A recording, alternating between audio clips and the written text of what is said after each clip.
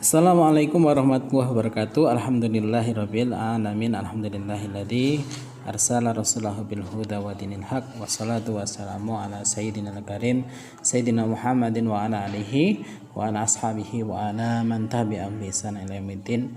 Alhamdulillah, segala puji bagi Allah yang telah memberikan kita kesempatan untuk bersama-sama lagi belajar untuk menjadi orang tua yang lebih baik untuk anak-anak kita. Salawat dan salam semoga tercurah limpahkan kepada teladan dalam mendidik anak-anak, yaitu Rasulullah Muhammad SAW, Nabi yang senantiasa kita coba ikuti setiap langkah sunnah-sunnahnya dengan harapan kelak akan bertemu dengan beliau, mendapatkan syafaat beliau sehingga kelak akan dimasukkan oleh Allah Subhanahu wa taala sekeluarga bersama dengan anak-anak kita di surganya Allah Subhanahu wa taala. Ayah bunda rahimakumullah, ajaran Islam ini secara keseluruhan adalah mengandung kebaikan bagi setiap muslim, baik dalam urusan dunianya maupun dalam urusan agamanya. Islam memerintahkan semua perkara yang membawa kebaikan bagi seorang muslim pada badan, akal, agama, harta maupun hal-hal yang lainnya. Dan oleh karena itu, ketika seorang menerapkan seluruh ajaran Islam, niscaya akan menjadi baiklah kehidupannya di dunia. Sedangkan kelak di akhirat mereka termasuk orang-orang yang beruntung karena mendapatkan surga Allah Subhanahu wa taala. Pada saat yang sama, seorang muslim ketika mengamalkan ajaran-ajaran Islam itu, maka dia telah beradab dengan adab Islam.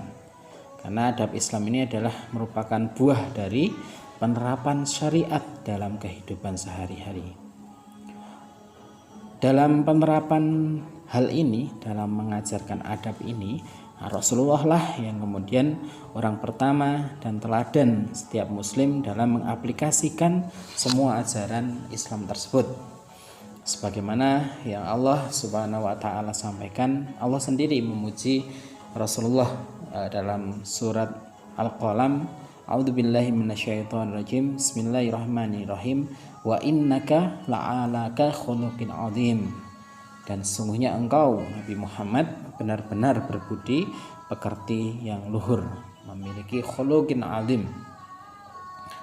Dalam ayat yang lain Allah juga berfirman, laqad kana lakum fi rasulillahi uswatun hasanah liman kana yarjullaha wal yawmal akhir wa dzakarallaha katsiran.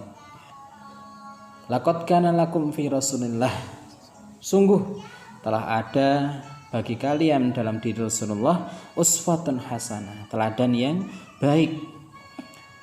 Liman kana yarjullaha wal yaumal akhir, bagi orang yang mengharap ridho Allah, rahmat Allah dan kedatangan hari akhir. Wa dzakarallaha katsiran, dan mereka banyak mengingat Allah Subhanahu wa taala. Itulah inti dari kemudian diutusnya Rasulullah adalah kemudian untuk menyampaikan atau menyempurnakan akhlak mulia. Dan syariat Islam ini adalah kemudian sarana atau wasilah untuk kemudian menjadikan manusia memiliki khuluqun 'adzim, memiliki akhlak yang mulia. Sebagaimana yang disampaikan oleh Rasulullah, inni bu'istu liutamima makarimal akhlak, sungguhnya aku diutuskan untuk menyempurnakan akhlak. Ayah bunda rahimakumullah, dan adab ini, akhlak ini menjadi PR penting dari generasi kita saat ini, anak-anak kita, generasi masa depan. Begitu saat ini kita melihat itu ya, begitu anak itu ya, jauh dari adab-adab Islami gitu, atau bahkan kemudian akhlak-akhlak Islami itu di beberapa anak-anak kaum muslimin bahkan kadang hilang gitu. Banyak anak yang kemudian rela sampai kemudian kemarin ya ada satu kasus di mana seorang anak yang menuntut orang tuanya berhadapan dengan orang tuanya di meja hukum. Nah, ini kan suatu akhlak yang kurang baik Kemudian kita melihat dalam keseharian kita juga banyak anak-anak kaum muslimin yang kemudian terlepas dari akhlak-akhlak Islam itu sendiri, baik akhlak terhadap orang tuanya, terhadap sesama teman. Maka perlu bagi kita, menjadi proyek besar bagi kita sebagai kaum muslimin untuk memperbaiki akhlak dan adab kaum anak-anak kaum muslimin. Yang paling mungkin adalah kemudian kita mulai dari keluarga kecil kita, yaitu mengajarkan adab kepada anak-anak kita. Mengapa kemudian kita perlu untuk menanamkan adab kepada anak-anak kita dan menanamkan akhlak mulia kepada anak-anak kita? Ada beberapa alasan. Yang pertama tadi saya sudah sampaikan bahwa yang pertama, Rasulullah ini diutus untuk menyempurnakan akhlak. Innama bu'istu liutamima solihan akhlak. Dalam riwayat yang lain, innama bu'istu liutamima makarimal akhlak. Sesungguhnya Rasulullah ini diutus untuk menyempurnakan akhlak yang baik, ya. Seperti apa akhlaknya Rasulullah? Maka Aisyah ketika ditanya, ya Aisyah, gitu ya, maka para sahabat ini penasaran dengan akhlaknya Rasulullah. Kemudian suatu saat mendatangi Aisyah, istri, gitu. Seorang istri ini kan orang yang paling tahu, gitu ya, paling tahu keseharian akhlak seseorang, gitu ya. Sebagaimana kita mungkin, ya, orang yang paling tahu akhlak kita adalah istri kita, karena dengan istri itu biasanya seorang terlihat, tidak semua baiknya dan semua jeleknya itu terlihat di hadapan pasangannya. Apalagi sudah berusia berpasangan beberapa tahun ini. Kalau mungkin masih manten anyar itu kadang masih jaim-jaim, tapi ketika sudah manten lama maka seorang pasangan biasanya sangat memahami seperti apa akhlak pasangannya, seperti apa adab-adab kesehariannya. Maka kemudian para sahabat bertanya kepada Aisyah radhiyallahu anha. Beliau kemudian, para sahabat bertanya, seperti apakah akhlak Rasulullah ketika di dalam rumahnya, itu ya. Aisyah menjawab dengan jawaban yang sederhana, kanu khuluqul Quran, akhlaknya adalah Al-Quran, akhlaknya Rasulullah adalah Al-Quran. Jadi Rasulullah itu adalah aplikasi dari ajaran-ajaran Al-Quran. Nah, akhlaknya Rasulullah, kalau pengen lihat akhlaknya Rasulullah dalam kehidupannya, maka bacalah Al-Quran, pahamilah Al-Quran, maka kau akan mengetahui secara praktisnya, secara aplikasinya di dalam kehidupan Rasulullah Muhammad SAW. Kemudian alasan yang kedua, adab Islam itu ketika dilakukan secara konsisten maka akan menghasilkan akhlak yang mulia. Adabani Rabbi fa ahsani ta'tibi, ya. Rabbku telah mengajarkanku adab sehingga akhlakku menjadi baik, gitu ya. Jadi dengan proses pelaksanaan adab dengan sempurna, ya, dengan sempurna, maka hal itu akan menjadikan atau menghasilkan akhlak yang mulia.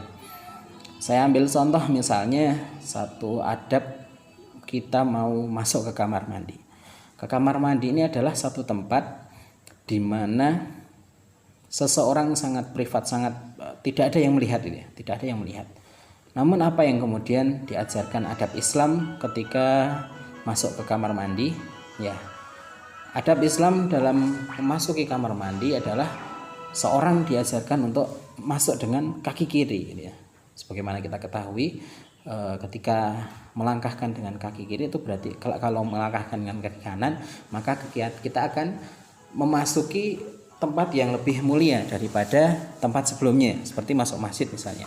Maka kita melangkahkan kaki kanan karena di dalam masjid itu adalah tempat yang lebih mulia daripada di luar masjid. Maka kemudian ketika masuk ke dalam masjid, kita merasa itu bahwa masjid itu menanamkan dalam diri kita bahwa masjid itu adalah tempat lebih yang mulia daripada di luar masjid. Begitu juga kita ketika masuk kamar mandi, maka kita disunahkan masuk kamar mandi dengan kaki kiri.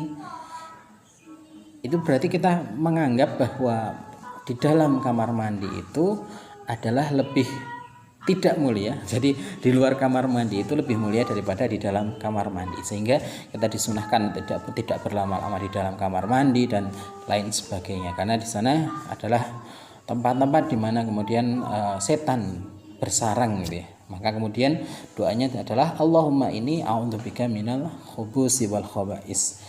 Nah, di dalam tempat yang sangat rahasia, itu kamar mandi gitu ya, privat, sangat pribadi gitu ya. Tapi justru kita diminta oleh Allah Subhanahu wa taala atau diajarkan oleh Rasulullah Muhammad SAW untuk meminta perlindungan kepada Allah.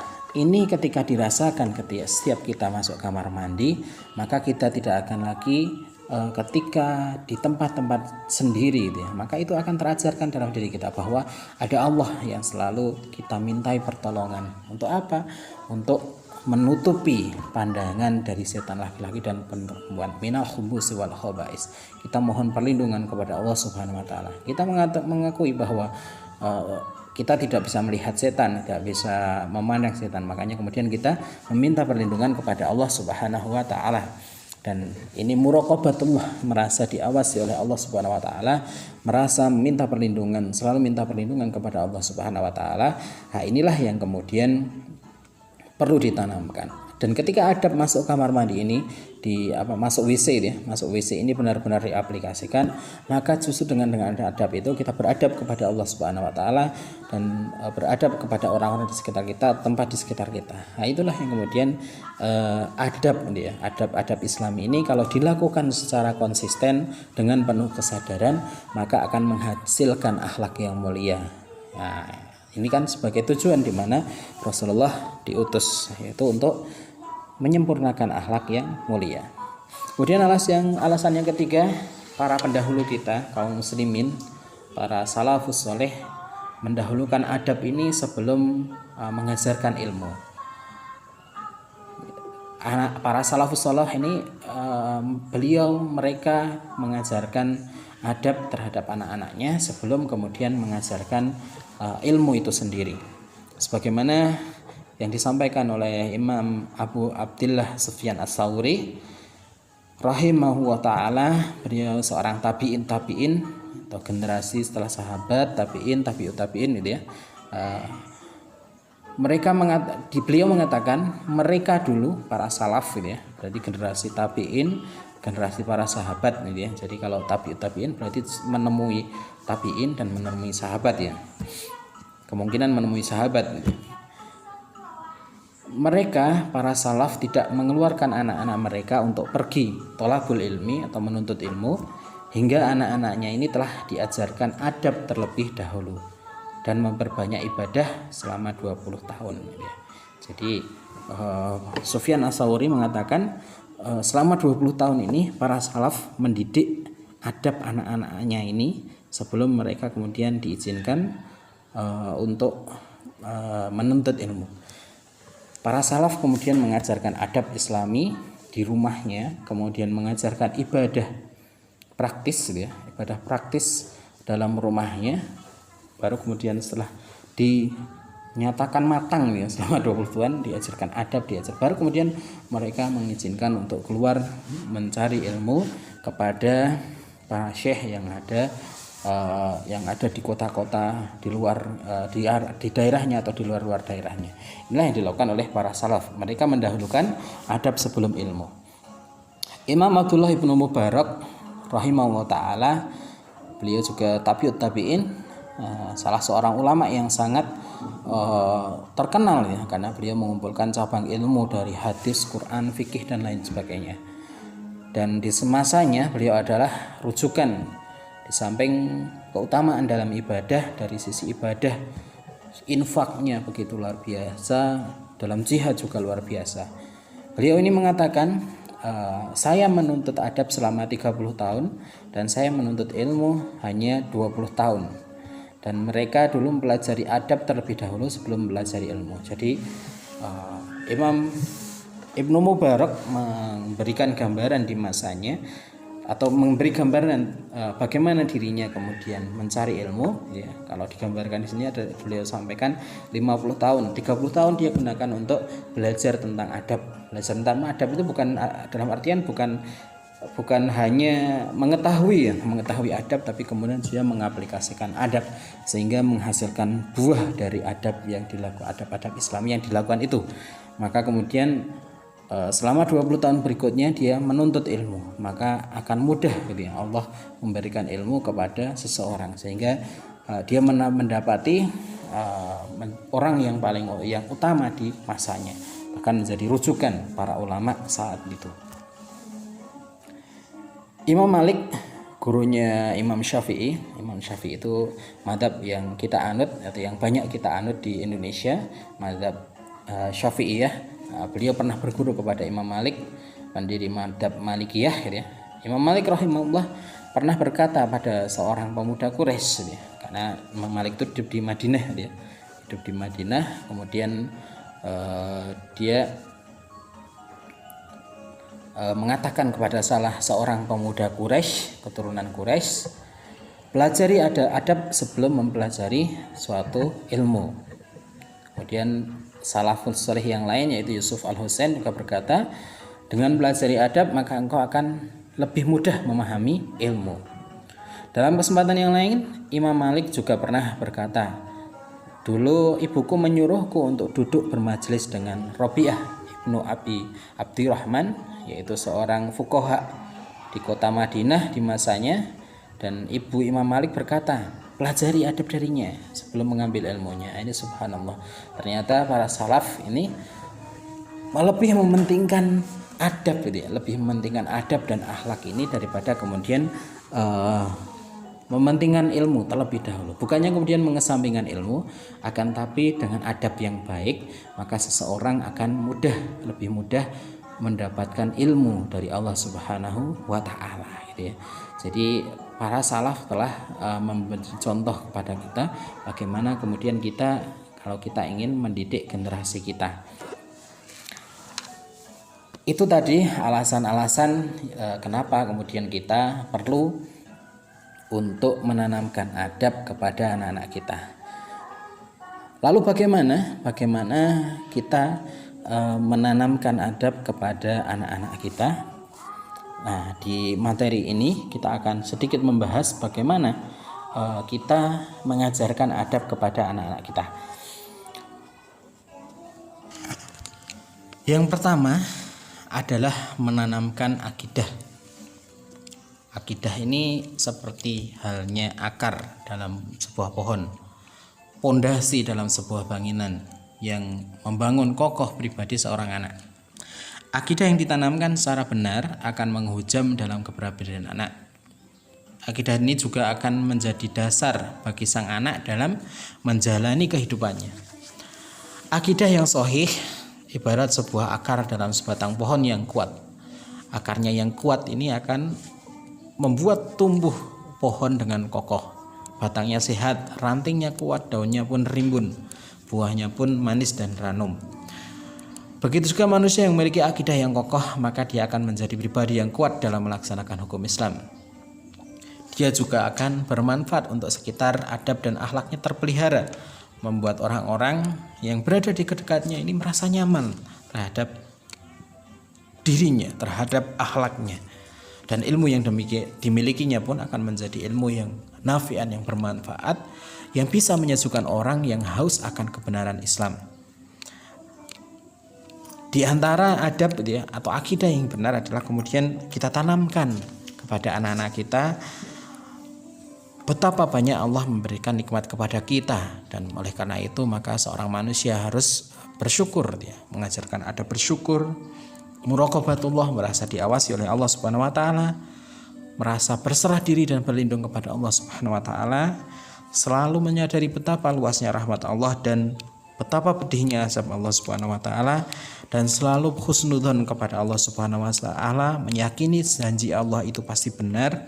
Dan ketika contoh-contoh akidah seperti itu ditanamkan kepada orang anak, maka kelak akan menghasilkan buah dari keimanan tadi, buah dari akidah yang benar tadi. Kemudian yang kedua, menanamkan atau mengenalkan kepribadian dan sosok Rasulullah SAW. Nah, keteladanan Rasulullah ini harus kita ajarkan dan kita tanamkan dalam diri anak bahwa sikap yang harus diteladani adalah seluruh aktivitas dan setiap akhlak dari Rasulullah Muhammad SAW ini. anak pun akan memiliki standar yang jelas gitu ya, terkait dengan adab yang harus dia lakukan, dia ikuti gitu ya. Di samping itu muncul rasa cinta mahabbah kepada keagungan sosok Rasulullah SAW. Dengan begitu anak akan menjadikan Rasulullah sebagai suri tauladannya dalam kehidupan sehari-hari. Maka proyek ini atau proses ini juga sangat penting gitu ya. Karena kita sebagai orang tua itu kadang melakukan kekeliruan, melakukan kesalahan gitu ya. Maka kita perlu menyampaikan pula gitu ya, bahwa kita orang tua kadang melakukan kesalahan gitu ya. Namun kalau kita mencontoh Rasulullah, maka itulah contoh yang sempurna yang harus kita contoh. Kita melakukan kesalahan gitu ya, kita beristighfar, minta ampun kepada Allah, jelaskan kepada anak bahwa manusia itu memiliki kesalahan, tapi kita punya role model yang utama gitu ya. Jadi anak sudah tertanam model yang benar adalah adabnya, akhlaknya Rasulullah. Maka insya Allah ketika sukses mengenalkan kepribadian dan sosok Rasulullah ini dan menjadikan idola Rasulullah ini sebagai idola bagi anak-anak kita, maka insya Allah akan lebih mudah ketika kita akan menanamkan adab islami dan akhlak mulia kepada anak kita. Yang ketiga adalah menjadi teladan bagi anak-anaknya. Nah, pengajaran ini dapat berupa nasihat, juga contoh langsung dan keteladanan. Nah, untuk merekatkan nasihat supaya terwujud dalam kepribadian anak, maka dibutuhkan teladan, dan teladan ini menjadi unsur yang penting. Bagaimana mungkin seorang anak akan memiliki adab yang baik jika orang tuanya tidak mencontohkannya, atau mungkin apa yang disampaikan orang tua berbeda dengan apa yang dilakukan. Maka jika hal itu terjadi, justru akan menimbulkan kebingungan tersendiri bagi anaknya. Misalnya mengajarkan anak kita makan pakai tangan kanan, justru malah kita makan pakai tangan kiri. Wah, itu suatu hal yang kemudian menjadi kontras antara yang kita ajarkan dan yang kita lakukan. Tidak makan dan minum sambil berjalan, tapi kita makan sambil berjalan. Wah, ini akan menjadi suatu hal yang kontras dan akan mengganggu bagaimana pembelajaran atau pelatihan adab kepada anak-anak kita. Maka harus menjadi teladan bagi anak-anak kita, dan kita sebagai orang tua harus menjadi teladan yang pertama bagi anak-anak kita, karena setiap aktivitas kita, dan lebih manjur apa yang dilihat oleh anak-anak kita itu daripada yang kita sampaikan. Kadang anak itu lebih melihat orang tua kita daripada mendengarkan kita. Kemudian yang keempat, yaitu mengenalkan atau membiasakan mengucapkan kalimatul thayyibah. Biasakan baca basmalah, hamdalah, tasbih. Dengan mengucapkan kalimat thayyibah ini, maka akan menjadi rem tersendiri bagi anak agar tidak mengucapkan kata-kata kotor atau mengumpat.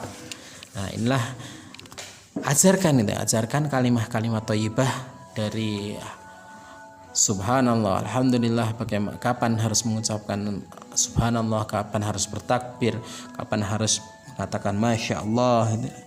Ajarkan kepada anak-anak kita. Kemudian yang kelima, menjauhkan anak dari lingkungan yang buruk. Ini sangat penting. Ada patah Arab mengatakan al-jar qoblal dar, tetangga dulu sebelum rumah. Jadi ini sebagai panduan penting nih bagi ketika seseorang ingin mencari atau ingin mendidik anaknya dengan baik. Maka ketika mencari rumah, jangan lihat bagusnya rumah, jangan lihat perumahan yang elitnya rumah itu, tapi lihatlah jarnya, lihatlah tetangganya, bagaimana tetangganya, karena tetangga ini yang nanti akan membantu kita dalam mendidik anak kita akan menjadi anak yang baik, yang soleh, atau kemudian menjadi anak yang berakhlak buruk. Pilihlah tetangga yang islami, tetangga yang soleh gitu ya. Nah, itu akan mendukung pembelajaran akhlak kita kepada anak-anak kita. Lingkungan sekitar akan sangat berdampak dalam pembiasaan perilaku bagi anak. Jika di rumah kebiasaan baik ini sudah ditanamkan, tapi anak melihat lingkungan justru mengajarkan yang sebaliknya, maka anak akan cenderung mengikuti yang biasa dilakukan oleh teman-temannya. Di rumah sudah diajarkan makan sambil duduk, makan dengan tangan kanan. Melihat di rumah teman-temannya jajan, makan sambil jalan-jalan gitu.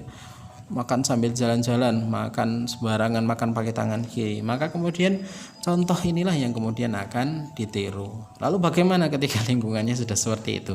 Maka kita lah kemudian yang harus berperan untuk memperbaiki lingkungan kita. Apalagi orang tua, ayah bunda mungkin menjadi tokoh di lingkungannya, maka harus berperan untuk memperbaiki lingkungan tersebut agar lingkungannya lebih islami. Nah ini akan, karena tadi begitu luar biasanya pengaruh tetangga, pengaruh teman sepermainan bagi anak-anak kita. Rasulullah juga pernah bersabda, permisalahan teman yang baik, teman yang buruk ini sebarat seorang penjual minyak wangi dan seorang pandai besi.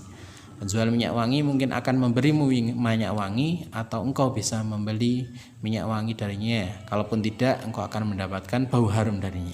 Sedangkan pandai besi, bisa jadi kamu mendapatkan percikan api, atau percikan api mengenaimu, dan kalaupun tidak, engkau tetap mendapatkan bau asapnya dan tak sedap. Inilah contoh orang atau teman yang baik dan teman yang tidak baik.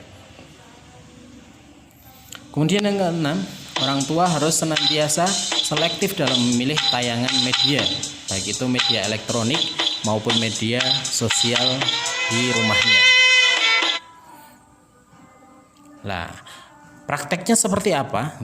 Prakteknya seperti apa dalam mendidik akhlak atau mendidik adab anak-anak kita? Maka mungkin perlu kemudian di rumah kita menyajikan satu kurikulum khusus, yaitu kurikulum adab. Ya, kurikulum adab, kurikulum untuk mengadabkan anak-anak kita. Mulai misalnya dari adab ke kamar mandi, adab makan, dimulai gitu ya.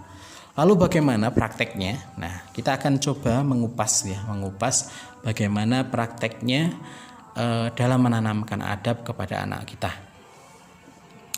Dalam seorang pendidikan karakter modern, gitu ya, pendidikan karakter modern, walaupun kemudian pendidikan karakter ini seperti di Jepang gitu juga memiliki masalah gitu ya, karena standar kebenarannya itu ya, standar kebenaran misalnya di Jepang gitu ya, dalam satu makalah disampaikan standar kebenaran di Jepang itu kan dari kesepakatan gitu ya, dari kesepakatan.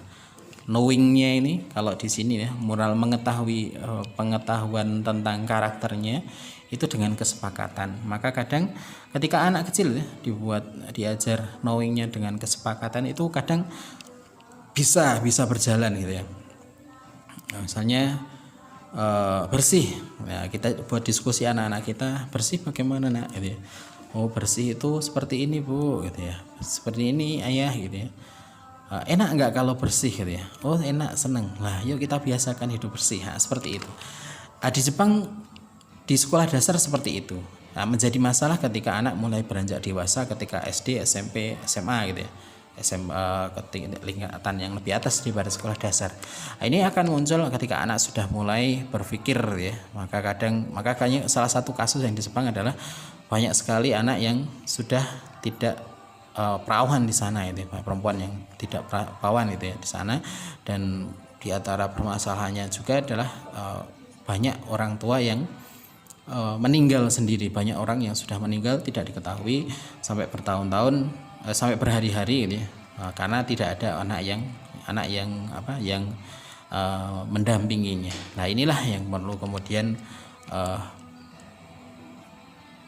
pendidikan karakter ini kemudian kita kembalikan kepada karakter Islami atau adab Islami gitu ya. Itulah yang kemudian perlu kita kembalikan. Namun tidak ada salahnya ketika kita mengkaji gitu ya. Ini salah satu pendapat dari Thomas de Cockne.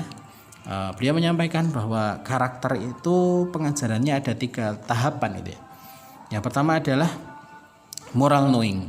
Jadi anak diberitahu dulu tentang satu adab atau satu sikap. Disiplin misalnya, disiplin, disampaikan pengetahuan tentang disiplin itu apa, manfaatnya disiplin itu apa. Kemudian diajarkan pengetahuan tentang disiplin. Setelah itu diajarkan merasakan efek dari disiplin.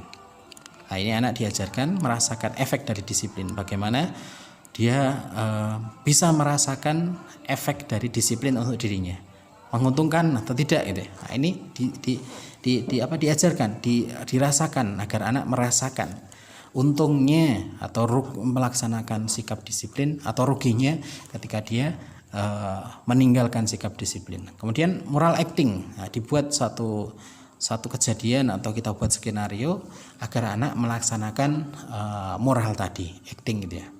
Kemudian dievaluasi apakah sudah muncul gitu ya, diulang-ulang berkali-kali dalam beberapa pekan, misalnya 1, 2, 3 pekan gitu ya. Maka didapati anak sudah mulai disiplin, anak sudah disiplin, maka perlu dievaluasi. Sudah apa belum? Kalau belum, maka kemudian diulang lagi, proses ini diulang lagi. Kalau sudah, dilanjutkan dengan karakter yang lain. Nah, inilah yang kemudian dalam pendidikan karakter modern. Lalu bagaimana gitu ya? Bagaimana Rasulullah sebagaimana tadi gitu ya. Kita coba kembalikan pendidikan karakter ini kepada asolahnya, kepada apa yang kemudian diajarkan oleh Rasulullah Muhammad SAW. Rasulullah menjadikan pendidikan akhlak ini dengan apa? Yang pertama adalah dengan teladan Rasulullah. Bagaimana Rasulullah menjadi teladan bagi anak-anak, juga memberikan nasihat yang baik. Kalau kita mungkin agak menyandingkan dengan tadi, mungkin proses ini adalah proses moral knowing tadi ya. Anak mengetahui atau memahami tentang adab, tentang suatu karakter, suatu akhlak gitu ya. Dengan apa? Dengan melihat dengan teladan orang tua, teladan orang-orang di sekitar kita. Begitu juga dengan nasihat yang bijak gitu ya. Sebagaimana kita melihat Rasulullah gitu ya. Rasulullah adalah teladan yang baik dalam Al-Ahzab gitu ya. Kemudian nasihat yang bijak gitu ya. Dalam Islam ini kita dianjurkan untuk saling menasihati, tawasaw bil haq, tawasaw bis sabr. Nah, ini adalah salah satu moral knowing, moral pengetahuan moral yang ditanamkan kepada anak-anak kita, kepada kaum muslimin yang ada di sekitar kita. Kemudian yang kedua, Rasulullah mendidik akhlak ini dengan pembiasaan, perhatian dan pemantauan. Ada satu riwayat ketika Hasan suatu saat, jadi Rasulullah dan keturunan Rasulullah, ahlul bait Rasulullah ini diharamkan untuk memakan harta sedekah itu. Maka suatu saat ada kurma yang sedang menumpuk gitu ya, sedang dikumpulkan. Kemudian Hasan, cucu Nabi Muhammad SAW yang masih kecil gitu ya, kan anak kecil itu ya, langsung ngambil saja itu ya, ngambil sebutir kurma, kemudian dia memakannya. Maka Nabi saat itu kemudian memerintahkan anak kecil tadi untuk muntahkan gitu ya, agar membuangnya. Kemudian dia bersabda, apakah kamu tidak merasa bahwa kami tidak makan sedekah, kata Rasulullah. Nah, ini adalah pembiasaan yang baik. Ini nggak boleh makan harta haram gitu ya. Bahkan tegas untuk perkara-perkara yang haram gitu ya. Dengan pembiasaan, dengan perhatian, bagaimana Rasulullah kadang menyapa gitu ya, menyapa anak-anak kecil. Yang satu kisah yang sangat populer itu bagaimana kemudian Rasulullah mendapati seorang anak yang sudah yatim gitu ya, badannya kumpul ketika Idul Fitri.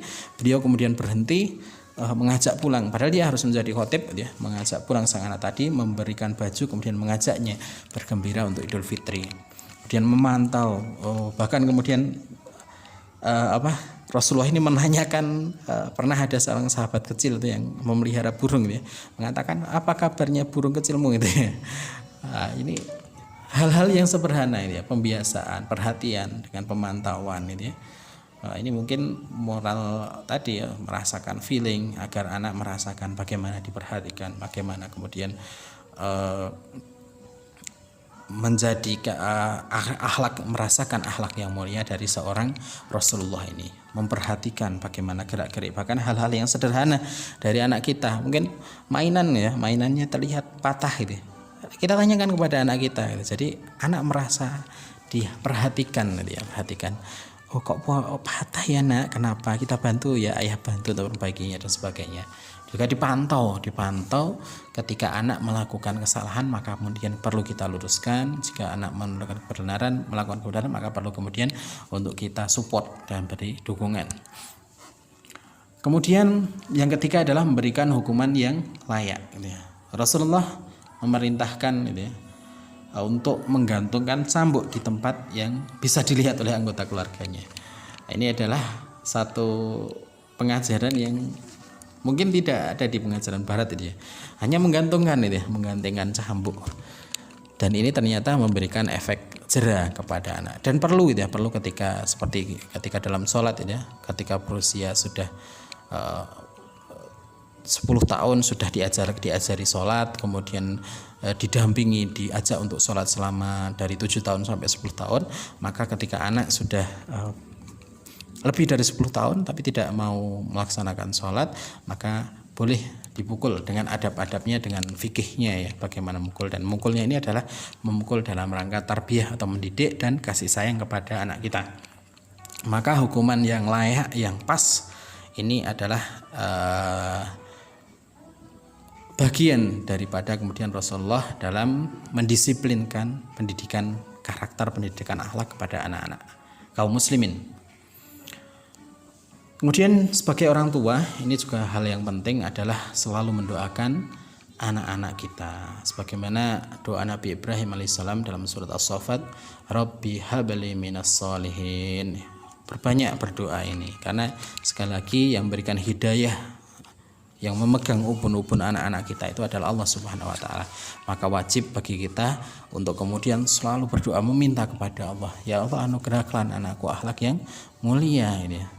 Karena Allah lah yang kemudian memegang ubun-ubun dari anak kita.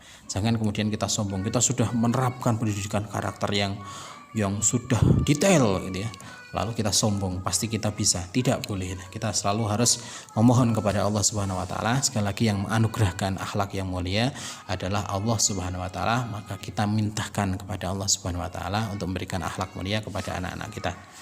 Kemudian yang kelima adalah menjadi orang tua yang soleh.